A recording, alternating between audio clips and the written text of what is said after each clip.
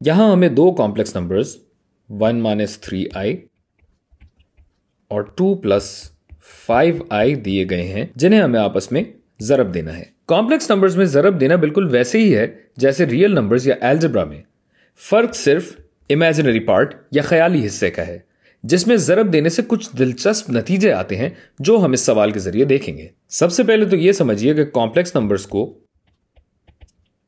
ज़रब देना जमा करने से मुख्तलिफ है और इसमें तक़सीमी खासियत, ज़्यादा शोशे लग गया भाई, खासियत या डिस्ट्रीब्यूटिव प्रॉपर्टी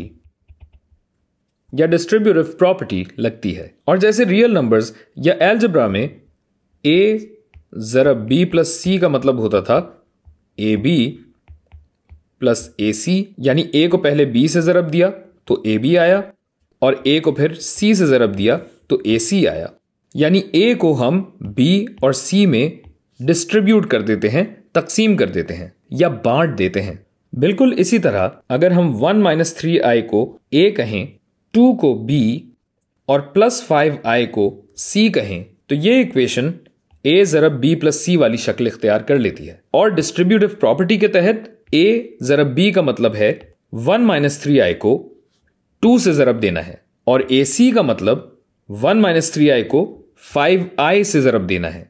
तो इसे हम ऐसे भी लिख सकते हैं कि 2 ज़रब 1 माइनस 3i जमा 5i ज़रब 1 माइनस 3i।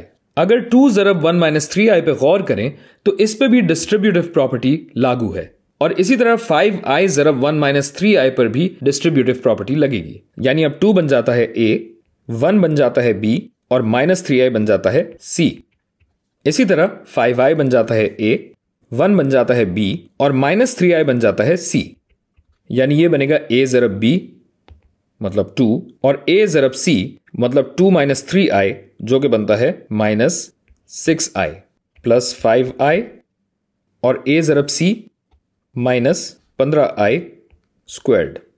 अब चूंकि i स्क्वायर्ड होता है -1, लिहाजा ये हो जाएगा 2 minus 6i plus 5i minus 15 ज़रब -1, और अगर इस -1 को -15 से ज़रब दे दूं तो ये हो जाएगा प्लस 15।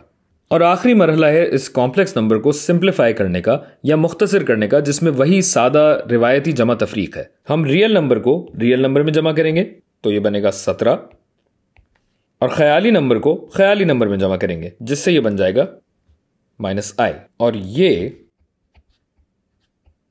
आपका जवाब है। और मल्टीप्लिकेशन में अपनी जिंदगी आसान करने के लिए एक लफ्ज याद कर लीजिए, फॉइल। यह सिर्फ एक तरकीब है जिसके जरिए आप a प्लस b को c प्लस d से बआसानी ज़रब दे सकते हैं। फॉइल सिर्फ एक मुखफ़िफ या अब्रीविएशन है या शॉर्ट फॉर्म कह लीजिए, जिसमें एक एक हर्फ ज़रब देने का एक एक स्टेप बताता है। पहला स्टेप बनता है फर्स्ट, जाहिर है, लेकिन यहां पे फर्स्ट सिर्फ पहला नहीं है, यह है पहली टर्म, यानी a प्लस b की पहली term a ज़रब c plus d की पहली टर्म c। इसको यहां मैं उर्दू में लिख देता हूं पे, मतलब पहली टर्म। और ये सिर्फ एक टर्म नहीं है, 2 टर्म है तो हम इसको टर्म्स कह देते हैं। दूसरा कदम है आउटसाइड टर्म्स, यानी a प्लस b की बाहर वाली term a ज़रब c plus d की बाहर वाली टर्म d। ये हो गया बे, यानी बाहर वाली टर्म। तीसरा कदम मंजिल की तरफ बढ़ाते हुए यह बनता है इनसाइड टर्म्स, यानी इस पूरे में बीच वाली टर्म्स। तो पहले आ जाएगा a प्लस बी वाला हिस्सा जो कि है b ज़रब c प्लस d का अंदर वाला हिस्सा जो कि है c। यह होगा अलिफ, यानी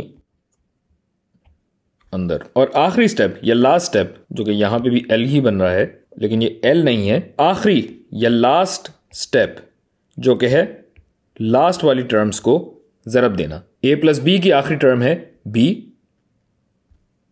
यह आ गया b ज़रब c प्लस d की लास्ट टर्म है डी, ये आ गया डी। इस सब को मैं थोड़ा सा ऊपर कर दूं ताकि हम थोड़ा आगे काम कर सकें।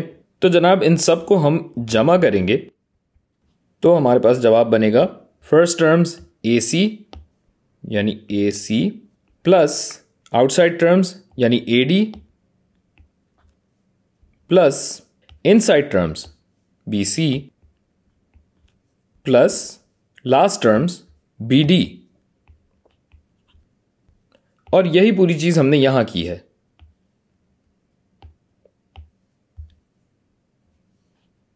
अब आप कहेंगे कि ये उर्दू वाला तो रह गया, तो उर्दू में आखिरी टर्म्स बनती हैं अलिफ मद आखिरी।